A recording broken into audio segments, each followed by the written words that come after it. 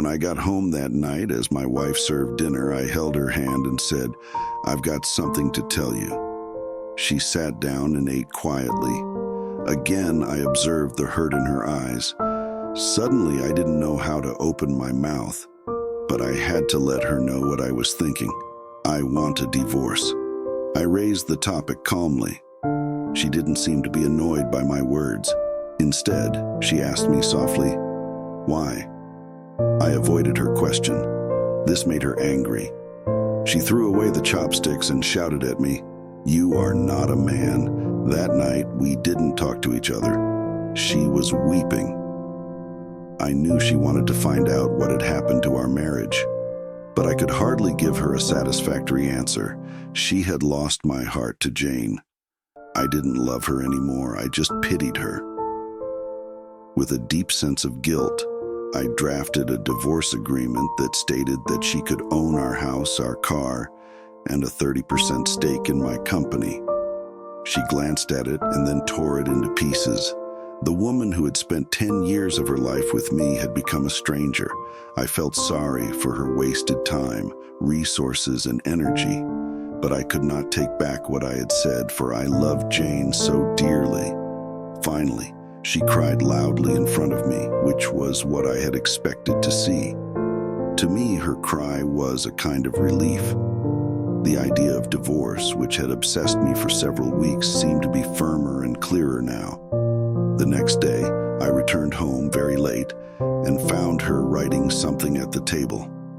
I didn't have supper but went straight to sleep and fell asleep very fast because I was tired after an eventful day with Jane. When I woke up, she was still there at the table writing. I just did not care, so I turned over and was asleep again. In the morning, she presented her divorce conditions. She didn't want anything from me but needed a month's notice before the divorce.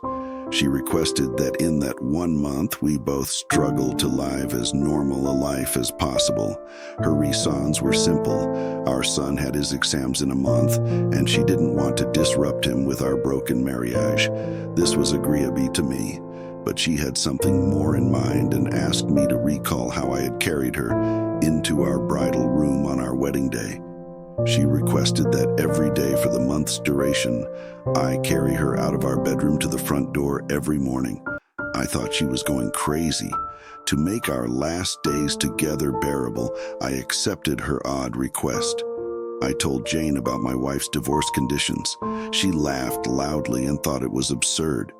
No matter what trick she applies, she has to face the divorce, Jane said scornfully.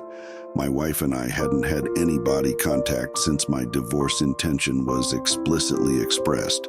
So, when I carried her out on the first day, we both appeared clumsy. Our son clapped behind us. "Daddy is holding Mommy in his arms." His words brought me a sense of pain. From the bedroom to the sitting room, then to the door, I walked over 10 meters with her in my arms. She closed her eyes and said softly, "Don't tell our son about the divorce." I nodded, feeling somewhat upset. I put her down outside the door. She went to wait for the bus to work. I drove alone to the office. On the second day, both of us acted much more easily. She leaned on my chest. I could smell the fragrance of her blouse. I realized that I hadn't looked at this woman carefully for a long time. I realized she was not young anymore. There were fine wrinkles on her face. Her hair was graying. Our marriage had taken its toll on her. For a minute, I wondered what I had done to her. When I lifted her up on the 4th day, I felt a sense of intimacy returning. This was the woman who had given 10 years of her life to me. On the 5th and 6th day, I realized that our sense of intimacy was growing again. I didn't tell Jane about this.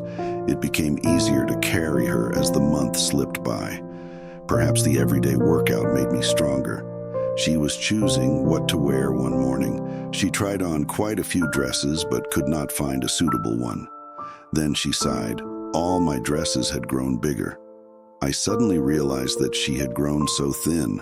That was the reason why I could carry her more easily. Suddenly it hit me. She had buried so much pain and bitterness in her heart. Subconsciously, I reached out and touched her head. Our son came in at the moment and said, "Dad, it's time to carry Mom out." To him, seeing his father carrying his mother out had become an essential part of his life. My wife gestured to our son to come closer and hugged him tightly. I turned my face away because I was afraid I might change my mind at the last minute. I then held her in my arms, walking from the bedroom, through the sitting room, to the hallway. Her hands surrounded my neck softly and naturally. I held her body tightly. It was just like our wedding day. But her much lighter weight made me sad. On the last day, when I held her in my arms, I could hardly move a step. Our son had gone to school. I held her tightly and said, I hadn't noticed that our life lacked intimacy. I drove to the office and jumped out of the car swiftly without locking the door. I was afraid any delay would make me change my mind. I walked upstairs. Jane opened the door and I said to her, "Sorry, Jane, I do not want the divorce anymore." She looked at me astonished and then touched my forehead. "Do you have a fever?" she said. I moved her hand off my head. "Sorry, Jane," I said. "I won't divorce." My marriage life was boring, probably because she and I didn't value the details of our lives, not because we didn't love each other anymore. Now I realize that since I carried her into my home on our wedding day, I am supposed to hold her until death do us apart. Jane seemed to suddenly wake up. She gave me a loud slap and then slammed the door and burst into tears. I walked downstairs and drove away. At the floral shop on the way, I ordered a bouquet for my wife. The salesgirl asked me what to write on the card. I smiled and wrote, "I'll carry you out every morning until death does us part." That evening I arrived home, flowers in my hands and a smile on my face. I ran upstairs, only to find my wife in the bed, dead. My wife had been fighting cancer for months and I was too busy with Jane to even notice. She knew that she would die soon, and she wanted to save me from whatever negative reaction from our son, in case we pushed through with the divorce.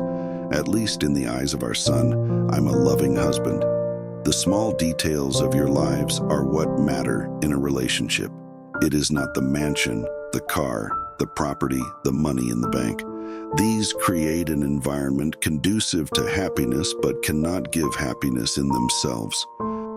So find time to be with your partner and do those little things for each other that build intimacy.